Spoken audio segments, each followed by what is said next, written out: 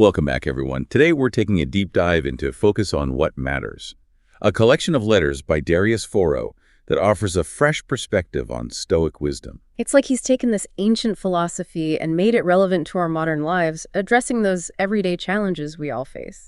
It's so true, and what I find fascinating is how the book's structure really mirrors this core Stoic belief that inner peace is the foundation for truly successful life. Right. He breaks it down into two parts, almost like building a house. First, mastering your inner world, your thoughts and emotions, and then, only then, can you effectively tackle the outer world, applying those principles to your actions, your relationships, your career, all that stuff. He starts by addressing something that I think we all struggle with, especially in this digital age: information overload and how easy it is to absorb negativity. Oh, absolutely. And I think this is where he really shines. He uses these personal anecdotes, these stories from his own life, to really illustrate these Stoic principles. Like in his letter on protecting your mood, he talks about meeting up with a friend who was, well, let's just say, having a really bad day. Yeah, and what's interesting is that he was having a fantastic day. But as he listened to his friend's woes, he found his own joy kind of diminishing, like he was being dragged down. It's such a powerful illustration of how susceptible we are to external influences, especially when it comes to our emotions. It's like we become these emotional sponges soaking up the vibes around us, whether they're positive or negative. So true. And it makes you realize how important it is to be mindful of the information we consume, the people we surround ourselves with, all of that. It can really impact our inner state. For sure. And this leads nicely into his next letter, which is all about motivation. And I think we've all been there, right? Those times when you feel stuck, uninspired, lacking that drive to get things done. Definitely. And Ford is really candid about his own struggles with motivation. He talks about how he overcame these periods of feeling stuck by simply immersing himself in the pursuit of knowledge. Which I thought was brilliant because it really highlights this idea of proactive living, right? Instead of passively accepting a lack of motivation, you actively seek out something that sparks your interest, that rekindles that inner drive. It's so empowering. You're not waiting for inspiration to strike. You're going out there and creating it for yourself. Okay, let's move on to a topic that I think resonates deeply in our fast-paced, always-on world: anxiety. It's everywhere, isn't it? And in his letter on dealing with anxiety, Forey suggests we view anxiety as a signal, much like hunger or thirst. And he even goes on to say that accepting a baseline level of anxiety as normal can actually be helpful in managing it. Right. Which initially seems counterintuitive, doesn't it? You would think you'd want to eliminate anxiety altogether, but the Stoics actually believed that by accepting the things we cannot control, and that includes, certain levels of anxiety, we actually free up our energy to focus on what we can influence: our thoughts, actions, reactions, all that good stuff. I find that so reassuring. Yeah. Because it's not about striving for this unrealistic ideal of being anxiety-free all the time. It's about learning to manage it, to work with it, rather than against it. Exactly. Now, I think a natural question that follows is, how do we deal with those inevitable disappointments that come from things outside of our control? Things that we can't change no matter how much we want to. Foro tackles this head-on in his letter on protecting yourself from disappointment. He talks about his own experience navigating the unpredictable world of book publishing and how he had to learn to detach himself from the outcome. And he even suggests this simple yet really powerful language shift. He recommends replacing phrases like "I hope" with "I wonder." And it seems like such a small thing, right? But the implications are huge. It's about shifting from this mindset of clinging to expectations to one of open curiosity. You're no longer trying to force things to go a certain way. You're more open to whatever unfolds. And that openness, that sense of curiosity can make all the difference. It allows you to embrace uncertainty, to be more present in the moment. And that presence of mind, I think, is a key theme throughout the book. Absolutely. And he really emphasizes the importance of mindfulness in his letter on observing your mind. He draws inspiration from Marcus Aurelius, who was all about detaching from those racing thoughts, observing them as an outsider, almost like a scientist studying a specimen. And this practice is so essential for cultivating self-awareness, because when you can observe your thoughts without judgment, you develop this amazing ability to choose which ones to engage with, which ones to let go of. You become the master of your mind, rather than a slave to its whims. And I love how he turns this abstract concept into something actionable by sharing his own journaling practice. He asks himself this simple yet really powerful question: what am I using my mind for? Oh, I love that because it forces you to pause and really pay attention to those thought patterns, those mental loops that we all get stuck in. And it can be so eye-opening to realize, wow, I'm spending way too much time dwelling on this thing that I can't even control. It's like we're clearing out the mental clutter, making space for more intentional thinking, for things that actually matter to us. But that's easier said than done, right? Especially with the constant influx of information in our modern world. So true. And that's why 4.0 dedicates an entire letter to this topic of guarding your mind, being selective about what you allow into that sacred space. He uses the example of a friend who was obsessed with his favorite basketball team. Oh, yeah. He was consuming like every bit of information, every statistic, every article, every interview. And it just highlights how easily we can get sidetracked by things that ultimately add no value to our lives. It's a reminder to prioritize information that aligns with our goals, with our values, and to be discerning about what we consume. It's like we have to curate our mental diet, just as we would curate our physical diet. We want to nourish our minds with things that uplift us, inspire us, help us grow, rather than things that just deplete our energy and distract us from what truly matters. Absolutely. And this leads beautifully into the topic of focus, which, let's be honest, is something that feels increasingly difficult to achieve in our hyper-connected world. But Foro argues that it's absolutely essential for achieving meaningful progress. And he shares his own experience of going on a dedicated writing retreat to finish his book, and how that single-minded focus allowed him to make real progress. And it's not just about shutting yourself away in a cabin in the woods. It's about aligning your actions with your values and your purpose, allowing focus to naturally arise. It's like when your actions and your intentions are in alignment, focus becomes effortless. It's no longer a struggle, it's a source of joy and fulfillment. And this brings us to another key theme, cultivating a healthy mind. Right. He defines a healthy mind as one that is peaceful, consistent, focused, secure, and prepared for anything. And that really resonated with me because it's not about eliminating challenges, right? Or striving for some unattainable ideal of perfection. It's about developing the inner strength and the clarity to navigate whatever life throws at you with grace and composure. It's like building a strong foundation for your inner world so that you can weather any storm. Whoa. Okay, so we've explored this idea of mastering our inner world. But how does this translate into action in the outer world? That's where part 2 comes in. We'll delve into how this newfound inner strength can empower you to create a life that truly aligns with your values and aspirations. I'm excited to continue this journey with you. So we've built that solid foundation, that inner strength. Now, how do we apply it to the outer world, to crafting a life that truly reflects who we are and what we want to achieve? Ford starts this exploration with a principle that's as old as time, know thyself. But he brings it to life with these relatable anecdotes, like the one where he talks about buying a big, fancy SUV. Thinking it would make him, I don't know, more adventurous or something. But then he realizes he doesn't even really need it, and he ends up selling it. It's so funny because I think we've all made choices like that, right? Where we're trying to fit into some image of who we think we should be, rather than really tuning into our authentic selves. And that's what this whole section is about. It's about aligning our actions with our true nature, our values, our deepest desires. And that alignment is what gives us the power to shape our own destinies, which Foru explores in his letter on crafting your life story. He talks about those early days in his writing career, feeling that self-doubt creep in, comparing himself to others who seem to have it all figured out. The comparison trap. It's so easy to get caught up in that, especially in the age of social media. But Foru reminds us that everyone's journey is unique, and that true success is about staying true to your own path. And about cultivating that inner strength, not letting those voices of self-doubt hold you back. Which leads us to this really thought-provoking question. What story are you writing with your actions and choices each day? It's a powerful question because it highlights the fact that we're all constantly creating our own narratives, and we have the power to influence the direction of that story. And that's where his letter on shaping your future comes in. He suggests reflecting on our current habits and actions, using them as a predictor of future outcomes.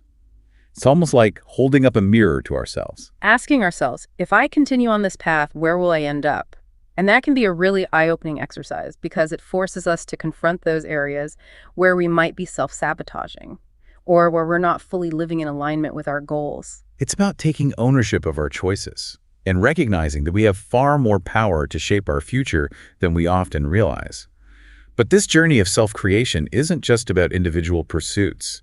It also encompasses the relationships we cultivate, as Thoreau explores in his letter on the true value of friendship. He talks about the importance of genuine connection, those friendships that weather the storms of life, the ones that endure through thick and thin. It's about having that support system, those people who celebrate your wins and lift you up when you're feeling down. And it's about sharing those experiences, those moments of joy and laughter, as well as those times of hardship.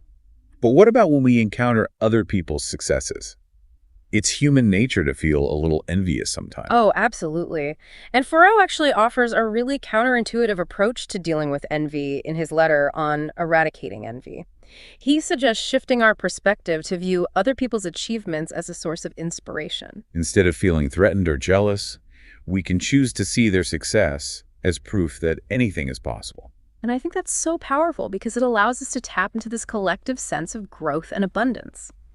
Instead of seeing success as a finite pie that we have to compete for, we can celebrate each other's wins. And create a more supportive and inspiring environment for everyone. So we're crafting our life stories, nurturing our relationships, celebrating each other's successes. But of course, life isn't always sunshine and roses, right? Right. And Thoreau acknowledges that head-on in his letter on living through anxious times. He talks about the collective anxieties we all experience in the face of global events. Things like wars, pandemics, economic downturns, things that are largely outside of our control. And it's easy to get swept up in that fear and worry, but he emphasizes the importance of focusing on what we can influence. He shares a really poignant story about his own parents, who were among the few in their families to escape a war-torn country. And it really highlights the strength and resilience that can arise from taking action, even amidst uncertainty. It's about recognizing that even in the face of immense challenges, we still have choices. We can choose to succumb to fear, or we can choose to tap into our inner resources and find a way forward. It's that Stoic principle of focusing on what we can control and accepting what we can't. And this theme of personal agency really resonates throughout the book.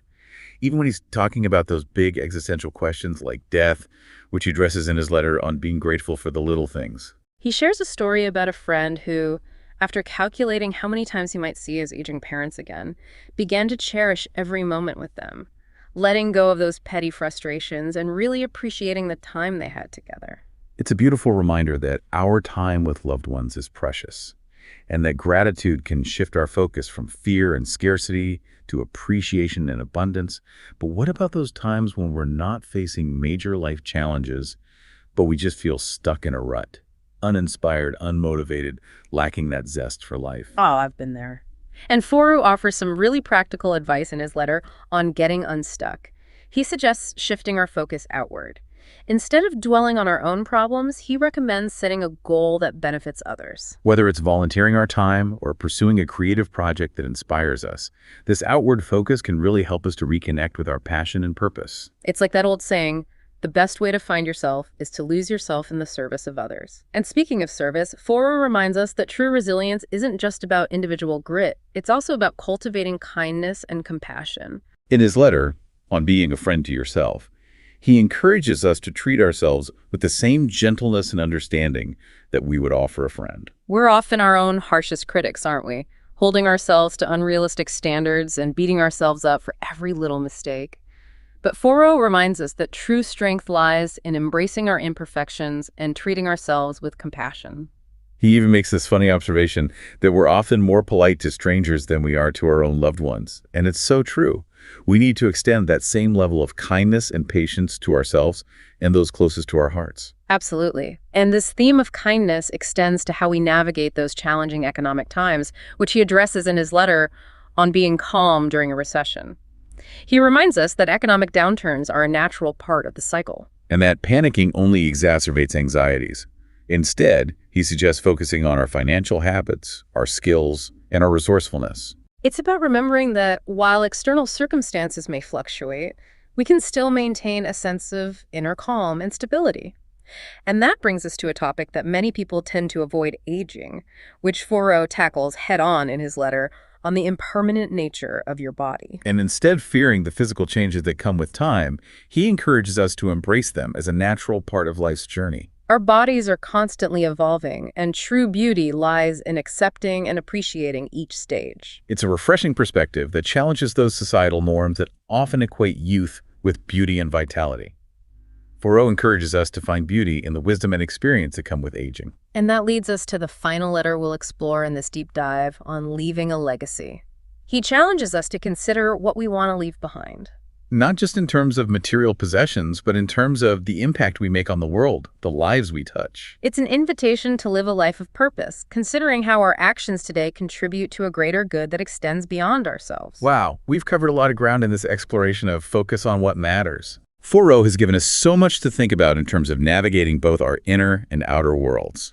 And as promised, let's distill those key takeaways into a concise 10-point summary for our listeners. Remember, these principles are meant to be guideposts, not rigid rules. Take what resonates with you and leave the rest behind. Okay, first up, safeguard your emotional well-being by being mindful of the information you consume and the company you keep. Second, take a proactive approach to motivation. Don't wait for inspiration to strike out knowledge and engage in activities that ignite your passion. Third, accept a baseline level of anxiety as normal. It's a signal from your body, not an enemy, to be eradicated. Fourth, let go of the need to control outcomes. Focus on what you can influence and approach uncertainty with a sense of wonder and curiosity. Fifth, cultivate self-awareness by becoming an observer of your own thoughts, choosing which ones to engage with and which ones to let go of. Sixth, be mindful of your mental diet. Curate the information you allow into your mind, prioritizing what aligns with your values and goals. Seventh, embrace deliberate action.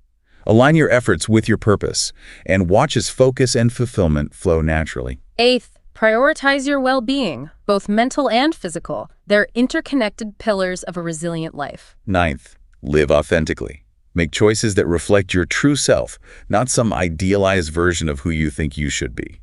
And finally, 10th, nurture your relationships. Celebrate each other's successes, recognizing that our journeys are interconnected. There you have it, folks. 10 powerful takeaways from Darius Thoreau's Focus on What Matters. We hope this deep dive has provided you with some valuable insights and practical tools for crafting a life that truly aligns with your values and aspirations. It's been a pleasure exploring these ideas with you. And to our listeners, remember, the power to shape your destiny lies within you. All right, are we ready to distill all of that down? Let's do it. I know our listeners are eager to walk away with those key takeaways. 10 of them, to be exact. A nice, even number. Remember, we're not repeating anything verbatim here, just capturing the essence. Exactly. Think of it as a cheat sheet for mastering your inner and outer worlds. So, first up, be mindful of your information diet. Pay attention to what you're feeding your mind, whether it's news, social media, or even conversations. In building on that, number 2, be proactive when it comes to motivation. Don't wait for inspiration to magically appear. Go out and seek it. Absolutely. Number 3, make peace with anxiety. Don't try to eliminate it altogether, but learn to recognize it as a natural part of life. A signal, like you said earlier. Exactly. And speaking of signals, number 4, learn to let go of the need to control everything. Focus on what you can influence and embrace the uncertainty of life with an open mind. Number 5, become an observer of your own thoughts. Don't just react to them, but take a step back and choose which ones to engage with. And while you're at it, number 6, curate your mental diet, just like you would your physical diet. Be selective about the information you consume, choosing what truly nourishes and uplifts you. Number 7, make sure your actions align with your purpose. When you're living in alignment with your values, focus and fulfillment become effortless. Number 8, don't neglect your well-being. Prioritize both your mental and physical health. They're two sides of the same coin. Number 9, be true to yourself. Embrace your authentic self and make choices that reflect your true values and aspirations. And last but not least, number 10, nurture your relationships. Surround yourself with people who support and inspire you. And remember, we all rise together. There you have it, folks. 10 powerful takeaways from Darius Thoreau's Focus on What Matters. We hope this deep dive has provided you with some valuable insights and practical tools for living a more intentional and fulfilling life. Remember, the power to shape your destiny lies within you. Thanks for joining us on this journey. Until next time.